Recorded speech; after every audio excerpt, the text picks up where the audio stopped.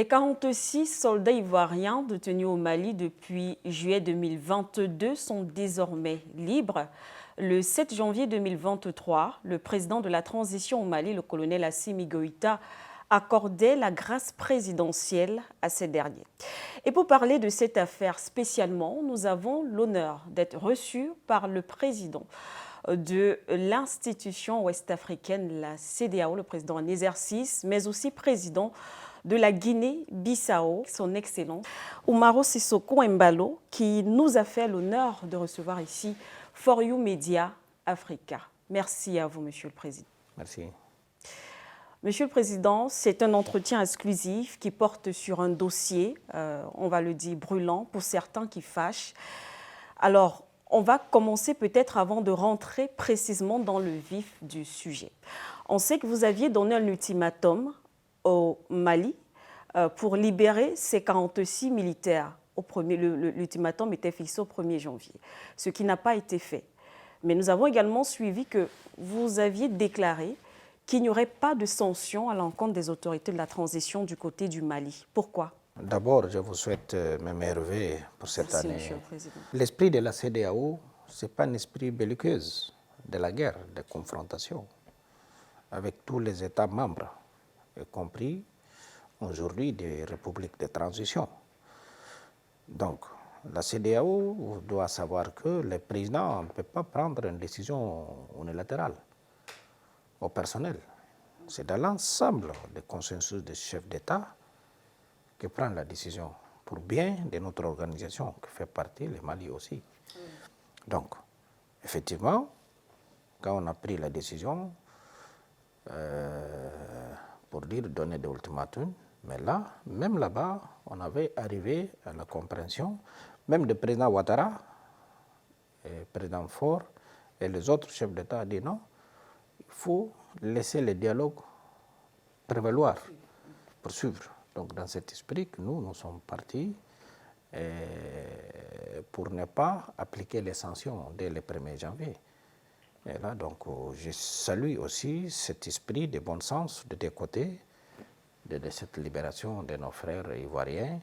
Et si c'était au contraire aussi, on aurait agi de même manière. Et justement, vous remerciez là, comme ça, les deux côtés, mais vous avez fait une déclaration justement officielle, d'ailleurs aussi avec le président aussi de la Commission de l'Union africaine, toujours dans le même sens, où vous avez spécialement ou particulièrement salué ou du moins rendu hommage à l'une des parties qu'est la Côte d'Ivoire. Pourquoi vous n'avez pas fait autant pour le Mali? Bon, moi je pense que là, on a trouvé le bon sens, parce que vous savez que c'est deux peuples qui sont très liés, Mali et la Côte d'Ivoire. Donc, nous en Afrique, on a une transition de respecter nos aînés. Ça, c'est une tradition africaine. Si vous avez remarqué, moi personnellement, mes discours, mes interventions, jamais j'ai dit « chers collègues ». Mais tous les chefs d'État, nous sommes des collègues, en tant que les homologues. Mais je n'utilise pas ces mots, pourquoi? Parce que Boari, par exemple, c'est quelqu'un que j'appelle Baba. Le président du Nigeria. Sassou Nguesso, je l'appelle papa. Et Ouattara, je l'appelle papa. Parce qu'ils ont l'âge d'être mon père. C'est ça l'Afrique. Aujourd'hui, Macron, quand il parle de Sassou, il dit papa Sassou. Mais c'est un Européen. Dans leur mentalité, ça ne fonctionne pas comme ça. Mais beaucoup de fois, quand il parle de président Sassou, il me dit papa Sassou, Baba Boari. Tu vois? C'est ça la tradition. Et moi, quand j'ai tout fait, moi je suis le premier soutien du Mali. À l'époque, aucun chef d'État ne le soutenait. Je suis parti 2 fois au Mali, avec le président Badaw et avec le président Goïta. C'est mes jeunes frères. Goïta, c'est mon jeune frère. Et qu'est-ce qui explique aujourd'hui votre attitude, monsieur le Non, président? là, en tant que président en exercice de la CEDEAO, je dois être équitable, équidistance. Mais on a l'impression qu'il y a un parti pris, monsieur le président. Bon, si vous le dites, peut-être, mais moi, je ne peux pas être partie prenante, parce qu'il n'y a pas des élections et rien. Mais je pense, en tant que président en exercice de la CEDEAO, je dois être neutre, pas partie prenante. Ça, des fois, ça peut amener des incompréhensions. Mais avant que je sois président en exercice de la CEDEAO, Je suis parti là-bas et je suis reçu comme un héros au Mali. Et je ne vois pas quelle est l'incompréhension que les gens peuvent dire. Bon. Et je n'ai jamais entendu aussi, j'ai aucune hostilité envers le gouvernement de transition du Mali. Non. L'hostilité, vous parlez de l'hostilité de la CEDEAO? Non, non. Moi, personnellement, et même en tant que président en exercice de la CEDEAO. Mais avec les sanctions, Monsieur le Président, vous savez que cette panoplie de sanctions, quand même, de la CEDEAO contre le Mali... C'est une chose, c'est l'organisation. En principe, il y a un feuille de route. En Guinée-Bissau était sanctionné. À l'époque, c'est le président Faure qui était président en exercice de la CEDEAO. Mais ce n'est pas le président Faure qui a pris ces sanctions contre la Guinée-Bissau, c'est la CEDEAO. Il y avait les fermetures des comptes, il y avait l'interdiction des voyages, et c'était appliqué. Il y avait un junte militaire ici, en Guinée-Bissau, un gouvernement de transition. Et moi-même, j'étais dans les camps qui étaient sanctionnés. Mais on ne peut pas en vouloir président Faure, parce que ce n'est pas lui. Est-ce que président Faure, en tant que président de Togo, il va sanctionner les gens ici? Non. Mais là, c'est la CEDEAO qui a pris ces sanctions parce que les gens en Guinée-Bissau n'avaient pas respecté la feuille de route de la CEDEAO. Donc, ils l'ont pris. Mais quand ils ont compris, ils sont revenus dans la feuille de route de la CEDEAO, immédiatement les sanctions étaient élevées. On est parti les élections. Voilà. C'est ça l'esprit de la CEDEAO. Et les CEDEAO, je pense que c'est une grande organisation qui se respecte en tant qu'organisation. Ce n'est pas un club de chefs d'État ou un syndicat de chefs d'État, non. Ça c'est une chose que je peux vous assurer. Mais nous sommes là pour accompagner tous les pays aujourd'hui en transition, y compris la Guinée-Conakry, le Mali et le Burkina. Et demain même, je vais faire une aller-retour au Burkina pour voir comment ça se passe et tout. Parce que c'est les gens qui vivent dans une situation très compliquée. J'estime qu'ils ont besoin de nos solidarités. C'est le moment de donner la solidarité. Nous savons justement, entre parenthèses, que vous essayez un peu de faire une sorte de médiation entre le pouvoir et l'opposition de ce côté-là. Et là, aujourd'hui, au Burkina, il y a beaucoup de situations. Il y a la situation du djihadisme, il y a une situation interethnique très compliquée et profonde. Et c'est un peuple frère, le peuple burkinabé. C'est comme Mali, c'est comme la Guinée-Conakry. Voilà. Monsieur le Président, on reviendra justement sur ces trois pays en particulier. Restons peut-être sur le dossier, l'affaire de ces 46 militaires. On sait que une semaine avant cette grâce présidentielle, ils ont été condamnés à 20 ans de prison. Ensuite, il y a eu la grâce présidentielle. Ils ont été libérés.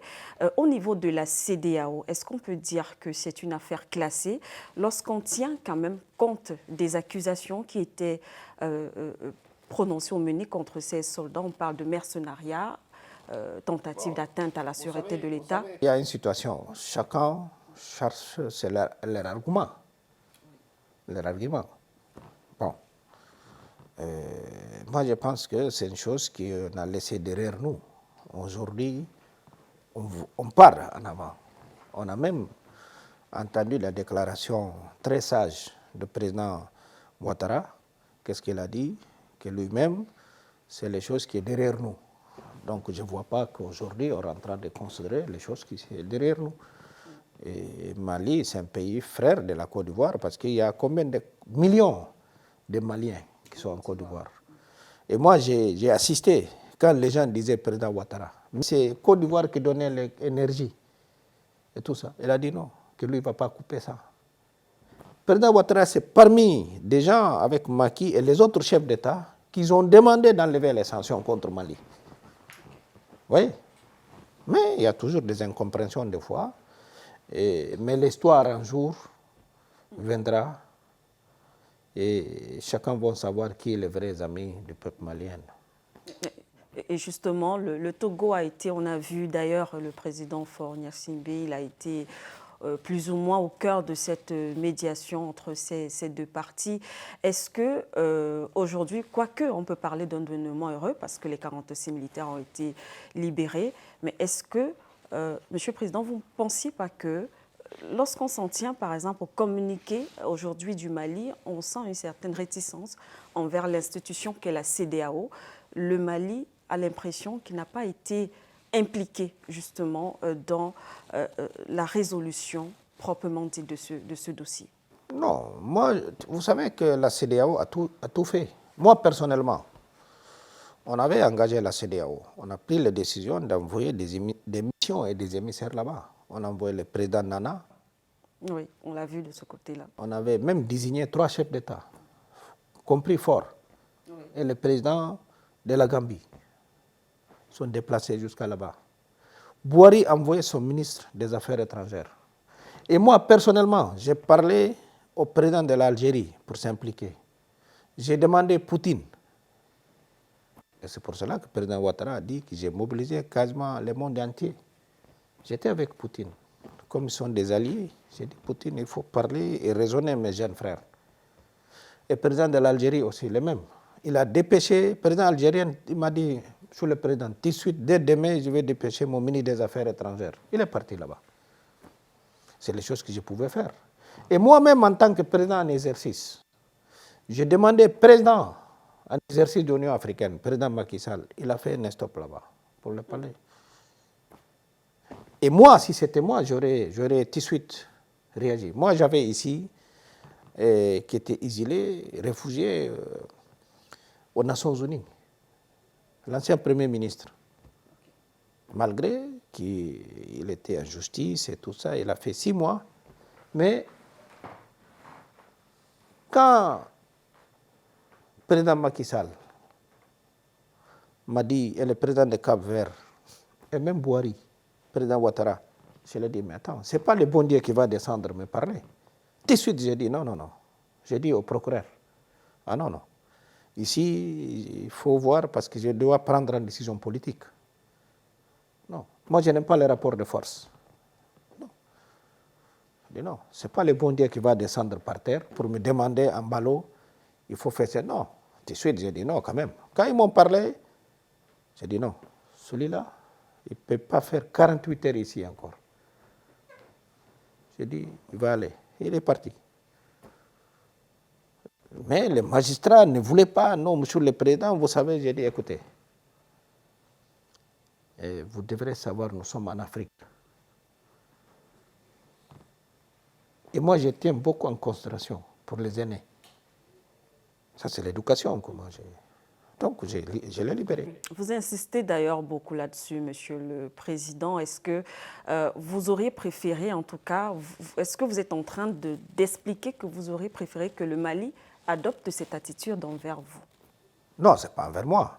Envers quoi? Les aînés au sein de la CEDEAO? Moi, je dis juste une chose. Nous, traditionnellement, aujourd'hui, je suis président en exercice de la CEDEAO. Oui. Mais, comme je vous dis, même dans mon discours, je ne dis pas, chers collègues, je suis le plus jeune. Oui, Macky c'est mon grand frère, Fort c'est mon grand frère, Bouhari c'est mon père, Ouattara c'est mon papa. D'ailleurs, dans son discours, il m'appelle mon fils. Oui. Il m'appelle et puis je le prends avec un grand plaisir. Nana, il peut être mon père. Il a 79 ans. Oui. Et moi, c'est comme ça que je comporte. Fort, c'est mon grand frère. Mais nous sommes des homologues. Oui. Mais on a une tradition qui est africaine. Quand on manque de respect à notre aîné, ce n'est pas notre tradition. Et même si nous sommes évolués, on doit savoir que nous sommes des Africains. Les aînés restent toujours les aînés. Vous parlez justement de cette tradition africaine, mais vous insistez aussi, Monsieur le Président, sur le fait que cette Afrique, d'ailleurs dans tous vos discours, on peut l'apercevoir, vous parlez de cette unité, vous plaidez pour cette unité entre les États, bien sûr, africains. Aujourd'hui, lorsqu'on regarde le Mali, et surtout à travers son dernier communiqué, qui laisse entendre qu'il ne fait plus ou moins partie de cet espace au regard des sanctions, du passif de l'histoire aujourd'hui avec la CEDEAO. Est-ce qu'au sein de la CEDEAO, on essaye quand même d'essayer de régler ce problème afin de réintégrer justement ces peuples? Moi, je pense que des fois, il faut juger les gens en colère ou les gens qui ne sont pas en colère. D'accord. CEDEAO, ce n'est pas dans son but d'exclure aucun État et je ne vois aucun État de penser qu'il peut vivre seul. Surtout aujourd'hui, nous sommes des mondes globalisés. L'intégration, c'est une chose de plus important qui peut exister. Même les pays les plus forts, ils sont dans l'intégration. C'est pour cela que nous, on pense que l'esprit de la CEDEAO, ce n'est pas pour exclure aucun des États membres et aucun pays aussi peut penser que seul il peut réussir ou peut arriver à sa but. Non. On est presque arrivé au terme de cet entretien et justement, vous avez pris, sauf erreur, vous avez pris la tête de la CEDEAO en juillet 2022. Vous êtes à mi-parcours, Monsieur le Président. Vous avez donc hérité plus ou moins, vous avez trouvé ces dossiers chauds. Mali, Guinée, Burkina Faso. Comment est-ce que vous comptez laisser cette CEDEAO, Monsieur le Président? Et moi, j'ai hérité ça. J'aurais aimé avoir tous les pays membres, les 15 pays membres, pour qu'on arrive tout ensemble. Parce que la CEDEAO, c'est une famille. Oui. Voilà. Ce n'est pas quand en CEDEAO, sans la Guinée, sans le Mali et le Burkina, c'est un pays sans CEDEAO qui n'est pas complet. Il y a parmi de leurs membres que moi je pense qu'on va se retrouver bientôt. C'est ça l'esprit de la CEDEAO. Vous vous activez pour qu'au moins à la fin de votre mandat, qu'il n'y ait plus de tensions, plus ou moins. On a par exemple le Mali et la Côte d'Ivoire. Non, aujourd'hui, je pense qu'il n'y a pas de tensions entre là. Et puis la sagesse du président Alassane, vous savez aussi, bon, le président Ouattara avait géré cette affaire avec beaucoup de sagesse. Oui. Il n'a jamais voulu aller pour une confrontation. Non. Je suis là, je ne suis pas là pour faire plaisir au président Ouattara. Mais je suis sûr et certain, si les autres pays, les représailles, par exemple, quand nous on donne des énergies, par exemple, au Mali, oui. Bon, la première chose que le président Ouattara m'a dit, pendant la guerre en Côte d'Ivoire, sa maman était au Mali. Il m'a dit non, moi je ne peux pas couper l'énergie. Non. Et moi-même qui vous parle, j'ai des frères et des cousines à la famille de Mali, au Mali, comme en Guinée-Conakry. Mais pourquoi que j'insiste toujours en vous disant que nous, ce n'est pas dans le but de la CEDEAO, aucune organisation d'ailleurs, même les Nations Unies, d'exclure un État. Mais il y a la norme et la règle. Coup d'État aujourd'hui, c'est inacceptable. Inacceptable. Pour tous les États du monde, c'est inacceptable. Voilà. Et quel que soit, c'est le peuple qui a le dernier mot. Comment on peut sanctionner? C'est à travers un voie qu'on les sanctionne. C'est plus acceptable des coups d'État. Tout ce qui soit le problème, on doit le régler dans la voie politique et voie judiciaire. C'est juste ça. C'est une compréhension qu'on peut voir avec Mali, Guinée-Conakry, Burkina. Oui. Donc aujourd'hui, si on voit ces situations, c'est juste en Afrique de l'Ouest. Et voilà. Et moi, en tant que président en exercice de la CEDEAO, je dois être neutre. Et je suis que représentant de mes pères, chefs d'État. Je ne suis pas leur chef, je suis que les représentants aujourd'hui. Voilà. Mais je dois être neutre et dans une position équitable.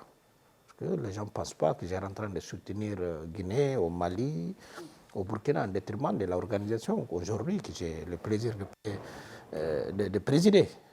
Donc, c'est des situations des fois inconfortables, mais Et je me rappelle, quand le président Faure, on était aux États-Unis, on s'est parlé, il m'a dit, bon, j'ai besoin encore de temps. On a dit, d'accord. Il était mandaté par la CEDEAO. Il était mandaté par la CEDEAO. Et le président Alassane même a dit qu'on laisse le temps. On dit, d'accord, c'est ça. Il y avait le bon sens. Oui. Donc, il y avait cette bonne volonté de tous les côtés. Et j'ai salué aussi la libération. J'ai fait un Twitter où j'ai salué la libération des 46 choses.